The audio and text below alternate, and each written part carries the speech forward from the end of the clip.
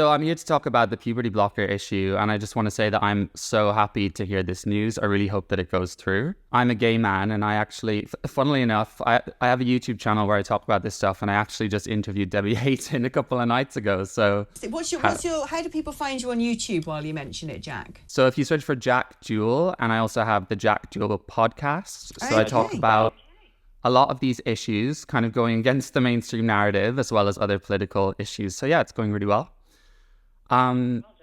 But yeah, I guess I was going to say, as a member of this community, I think it's very difficult to become, what's basically an apostate and go against this narrative because it's so heavily captured. And, I've suffered a lot of repercussions from that in my personal life, as well as online.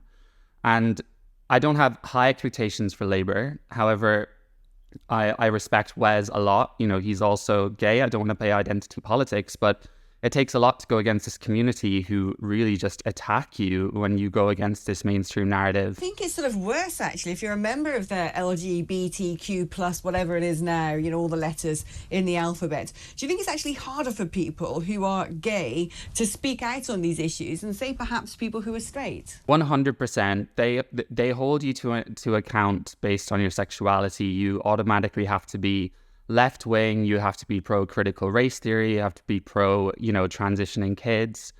And the cognitive dissonance that I notice is wild to me because you have this whole community and woke side of, entertainment, institutions, universities who are basically advocating for child abuse and sterilizing gay children. And then here I am trying to speak against that, and somehow I'm the bigot. But if any of these people just took a couple of hours to research, why children develop gender dysphoria, they would understand that there's no such thing as a child that was just destined to be born in the wrong body and destined to develop this mental condition.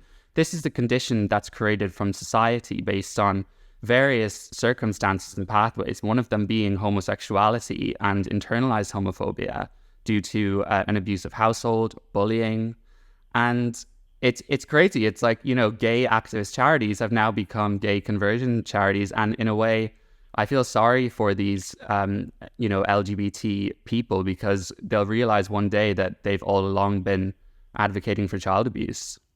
Jack, I think what you said is just so incredibly powerful there. And actually, the very people who should be standing up, protecting vulnerable kids and giving them protections are the ones in many respects abusing their vulnerabilities and forcing on them what I might call a medical experiment. Jack Jewell, there he is. If you want to follow him on YouTube, that is his name, Jack Jewell. It sounds like he's doing incredibly important work. Let's quickly move on to another topic because